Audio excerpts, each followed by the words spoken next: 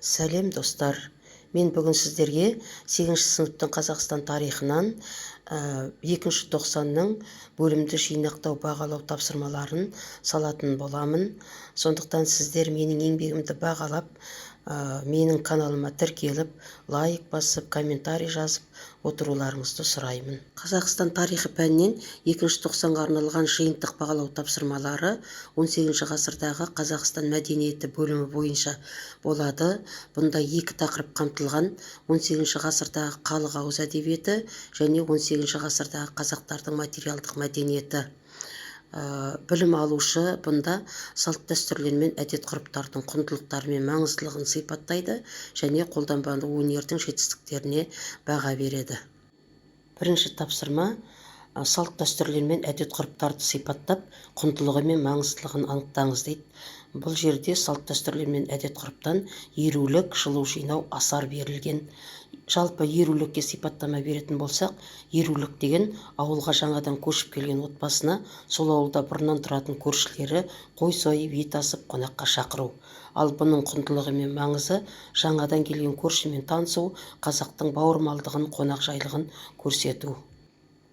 Жылу жинау деген жұт болған уақытта, өрт, зілзала, соғыс, тағы да басқа бақытсыздық жағдай болған уақытта мал мүлкінен, дүниесінен айырылып қалған жанға ауылдастары, туыстары, руластары, ағайыны көмектесіп, мал мүлік, ақша жинап, жаңағы жоғалған дүние мүлкінің орнын толтырып көмектесу жылу жинау деп аталынады. Ал бұның құндылығы ауылдасының басына бақытсыздық түскенде ешкімде қолдаусыз қалмайтындығын көрсету. Асар.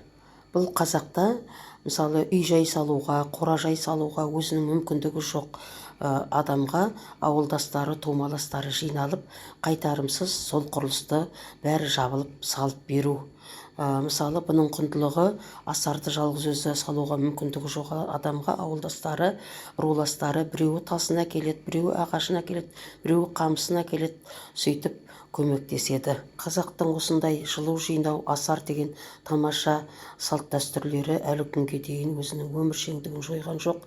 Әлі күнге дейін қазақтар осындай бақытсыздыққа ұшыраған адамдарға жылу жинап, үй салып, ауырса оларға ақша жинап беру кең таралған.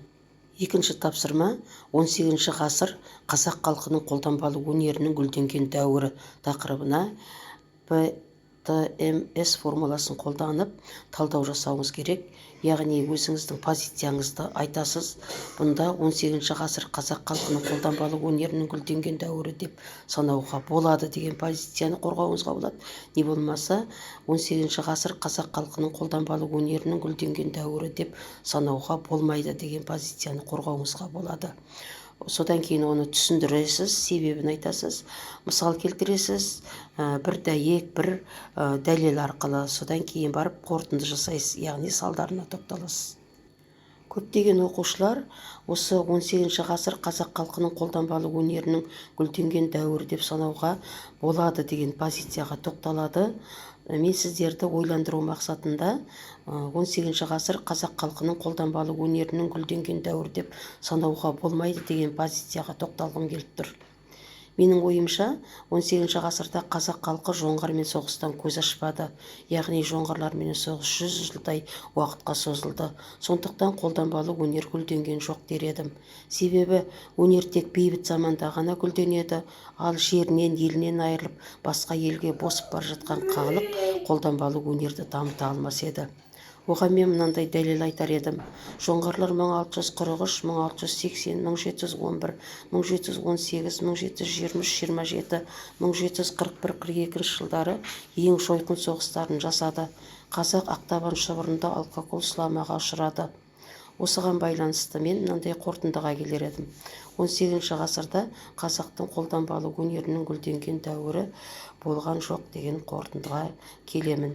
Егер сіздер бұл позицияға келіспесеңіздер, өздеріңіздің позицияларыңызды жазуға болады.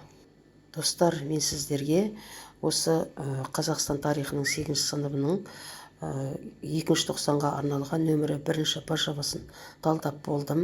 Бұл БЖВ сіздерге пайда әкелсе, білімдеріңізге кішкентай да болса пайда тигізген болатын болса, менің каналыма тіркеліңіздер, лайк басып комментарий жазуды ұмытпаңыздар, достарыңызға таратыңыздар.